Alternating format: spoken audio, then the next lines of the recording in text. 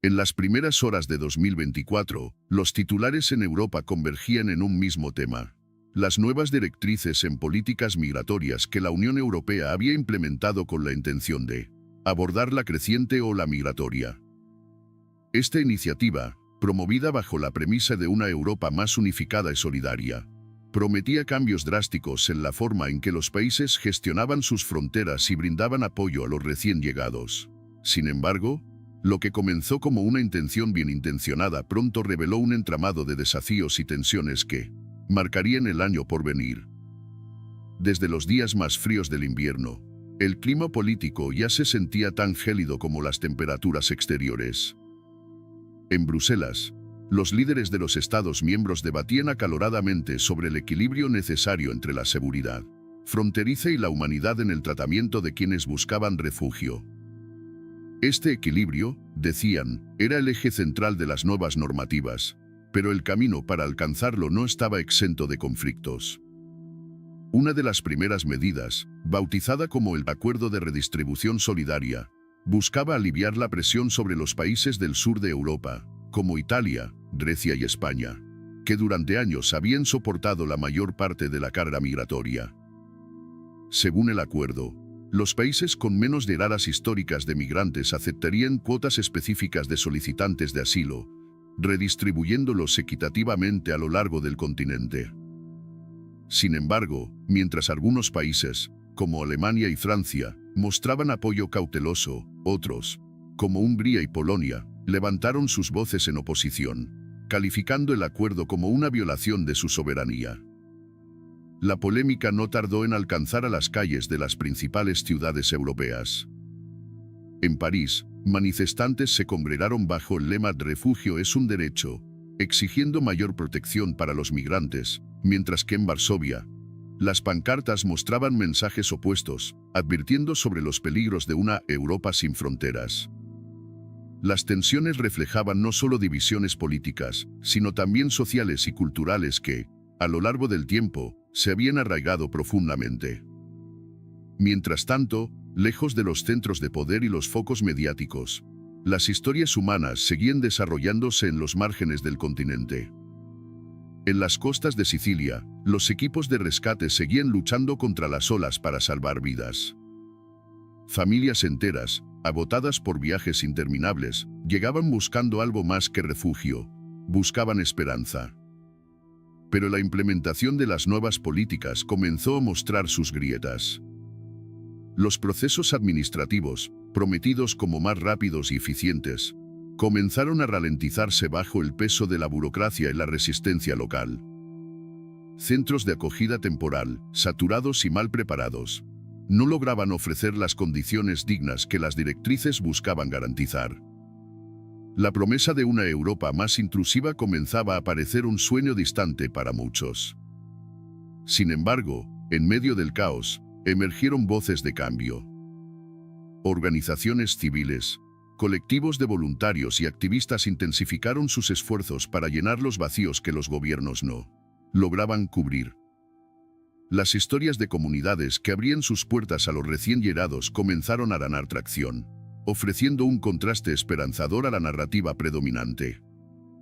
El impacto económico de estas políticas también comenzó a ser materia de discusión. Analistas económicos advirtieron que las nuevas medidas podrían influir tanto en los presupuestos nacionales como en la percepción pública sobre los beneficios y costos de la inmigración.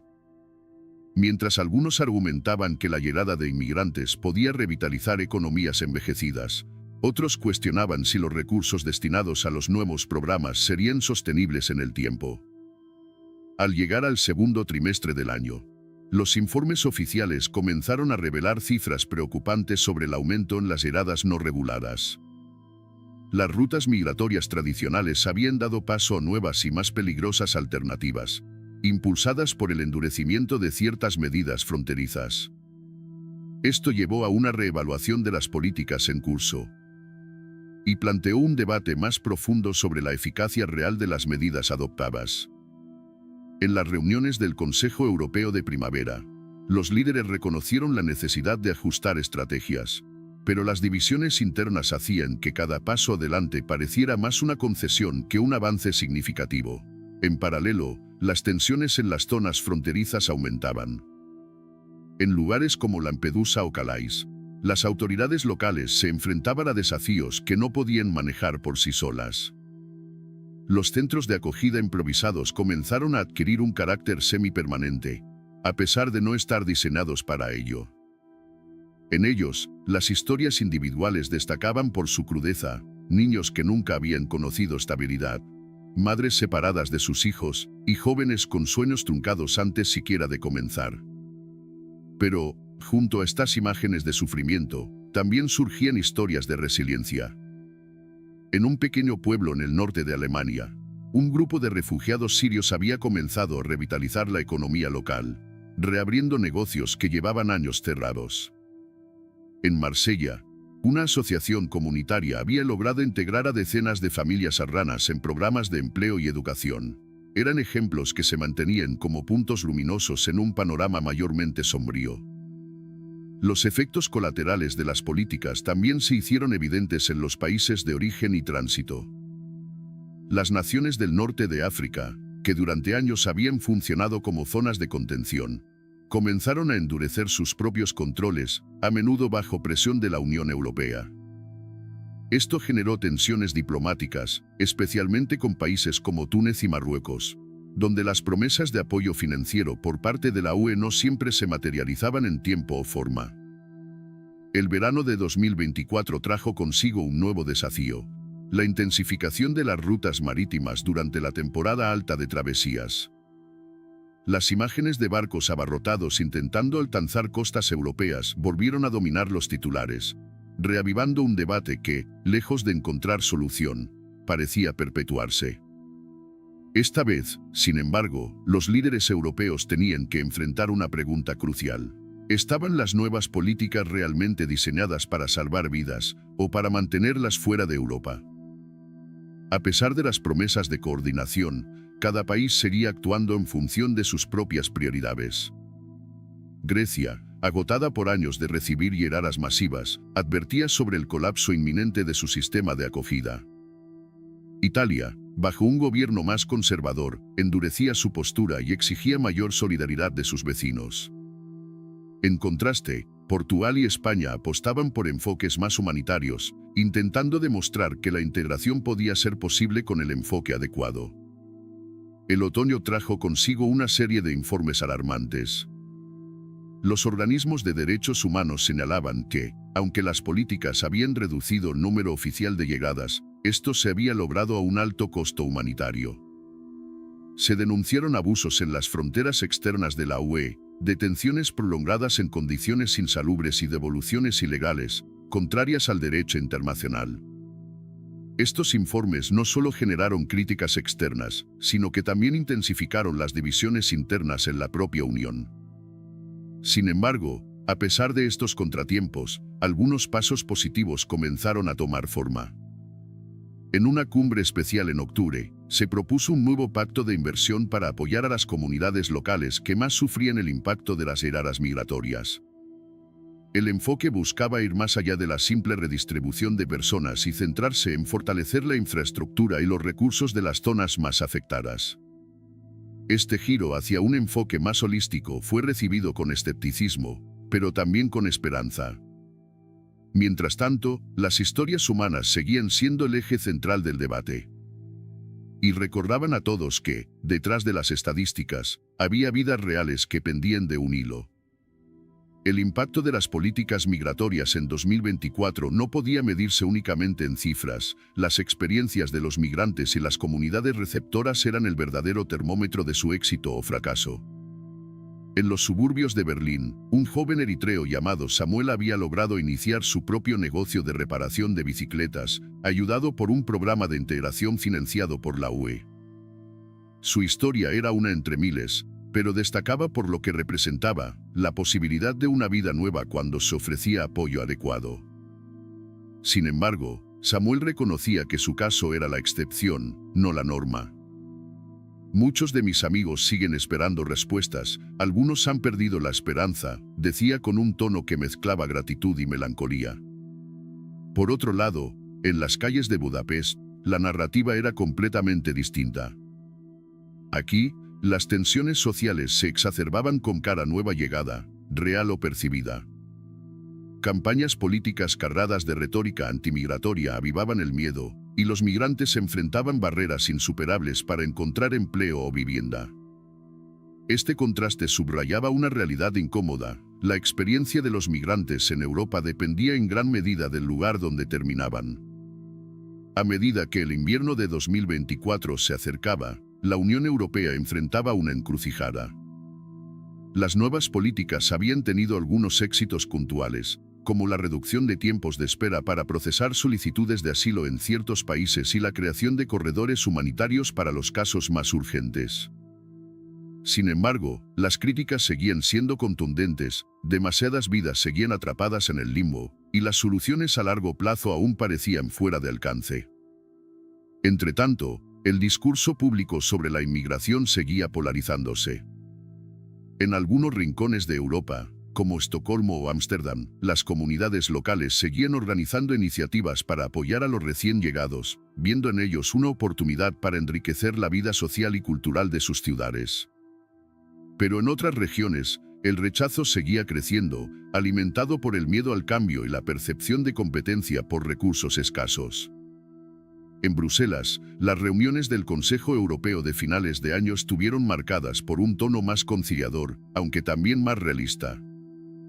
No podemos esperar resultados inmediatos, pero tampoco podemos permitirnos ignorar el problema, declaró un alto funcionario de la Comisión Europea.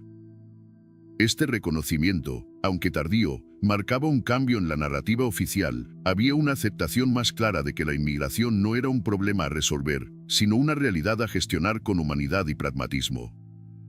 Fuera de los salones de conferencia, la vida seguía su curso.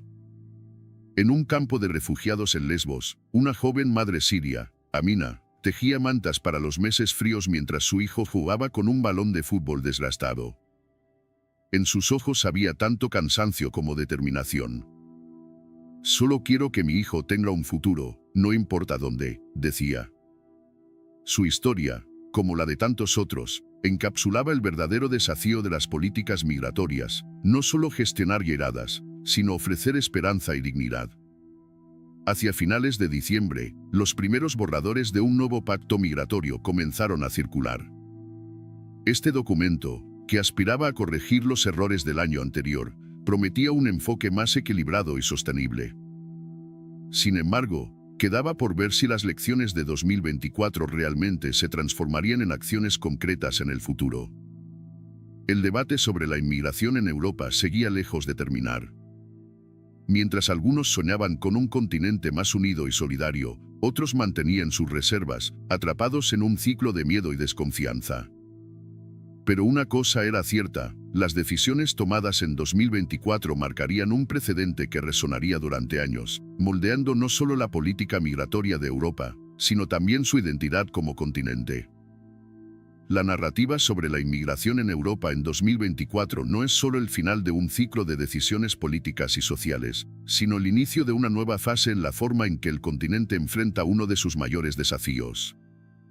Cada historia contada, cada política implementada, y cada comunidad que abrió sus puertas forman parte de un mosaico complejo, donde la humanidad y la política chocan constantemente.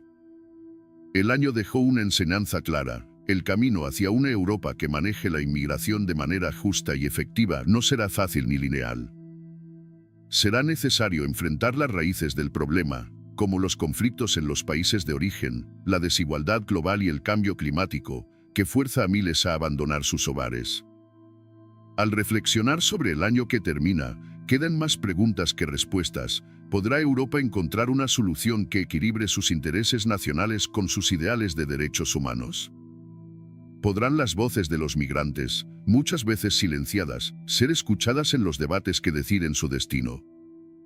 Aunque el capítulo de 2024 hectáreas llegado a su fin, la historia está lejos de terminar.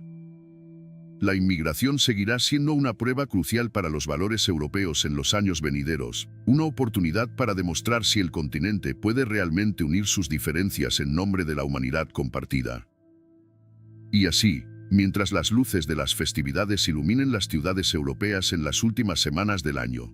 Las sombras de los desafíos por venir recordarán a todos que la historia de la inmigración es, en última instancia, una historia de personas. Personas buscando seguridad, dignidad y una oportunidad de empezar de nuevo. El cierre de 2024 marcó no solo el fin de un año turbulento para las políticas migratorias en Europa, sino también el inicio de un periodo de reflexión profunda. Aunque los líderes políticos comenzaron a preparar sus agendas para el siguiente año, las conversaciones en torno a la inmigración ya no podían relegarse a simples promesas o debates en salas cerradas. En los hogares de quienes lograron asentarse en Europa, las historias individuales continuaban. Familias que se reunieron después de meses de separación, jóvenes que encontraron su primer trabajo y niños que aprendieron a decir hola en un idioma nuevo. Estos pequeños triunfos personales, a menudo invisibles para las grandes estadísticas, reflejaban el espíritu resiliente de quienes emprendieron un viaje incierto en busca de un futuro mejor. Por otro lado, las cicatrices de un sistema imperfecto seguían latentes. Muchos migrantes permanecían en campamentos temporales, atrapados en un ciclo de incertidumbre. Las tensiones políticas internas en Europa no desaparecieron, y algunos países comenzaron a cuestionar su compromiso con los acuerdos alcanzados. Sin embargo, en las sombras de la burocracia y la política, emergían voces que luchaban por cambiar la narrativa. La pregunta central de 2024, ¿qué tipo de Europa queremos construir?, no había encontrado una respuesta definitiva. Pero, en cada comunidad que daba la bienvenida a un recién llegado, en cada esfuerzo por garantizar derechos básicos a quienes llegaban al continente, se gestaba una respuesta tentativa. Y aunque el capítulo parecía cerrado, era claro que la historia continuaría desarrollándose, dejando una huella en los corazones y mentes de quienes, de una forma u otra, formaban parte de esta compleja narrativa. Porque, al final, la inmigración no es solo un fenómeno político, económico o social. Es una cuestión de humanidad compartida, una historia de movimiento constante que define no solo a quienes parten, sino también a quienes lo reciben. Ahora sí, el telón de 2024 cae definitivamente, pero el horizonte de 2025 ya vislumbra nuevos desafíos y esperanzas. Porque, como bien se sabe, las historias que realmente importan nunca terminan, solo se transforman. La narrativa sobre la inmigración, aunque aparentemente concluida en este ciclo, siempre encuentra nuevas formas de renovarse, porque está ligada a una realidad en constante movimiento.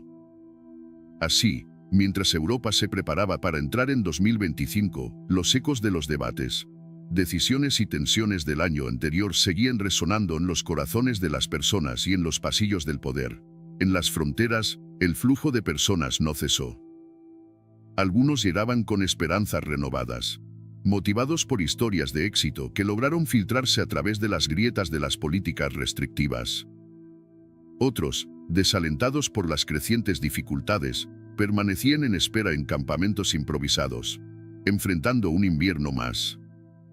Los campos de refugiados en Turquía, Líbano y otros puntos clave de tránsito seguían siendo epicentros de espera, pero también de resistencia y lucha por la dignidad. Europa, por su parte, comenzaba a comprender que los desafíos migratorios no eran una cuestión de cifras o logística, sino una prueba de su capacidad para adaptarse a un mundo cambiante. Nuevos actores surgían en este panorama. Las generaciones jóvenes, cada vez más conscientes del impacto de sus acciones y decisiones, comenzaron a participar activamente en iniciativas de integración. Universidades, ONGs y colectivos locales adoptaron un enfoque más pragmático y humanitario, moviendo el foco del discurso de la política al impacto humano real. Además, los avances tecnológicos también empezaron a jugar un papel importante. Plataformas digitales innovadoras facilitaban el acceso a información, recursos legales y oportunidades para los migrantes, reduciendo su dependencia de intermediarios poco fiables. Este cambio permitió que muchas personas lograran tomar control de su destino de maneras que antes eran impensables. Pero, a pesar de estos destellos de progreso, los desafíos estructurales permanecían. Las promesas de una distribución equitativa de responsabilidades seguían siendo, en muchos casos, solo palabras en papel. Los líderes de algunos países miembros de la UE continuaban priorizando sus propios intereses políticos internos, obstaculizando esfuerzos conjuntos y dejando a otros a cargar con un peso desproporcionado. Y así, mientras Europa avanzaba hacia un futuro incierto, lo hacía con la conciencia de que cada decisión tomada hoy tendría un impacto duradero en las generaciones venideras. El fin de esta narrativa no es realmente un cierre, sino un nuevo comienzo. Un recordatorio de que las historias de migración no solo definen a quienes las viven directamente, sino también a quienes las presencian y eligen cómo responder.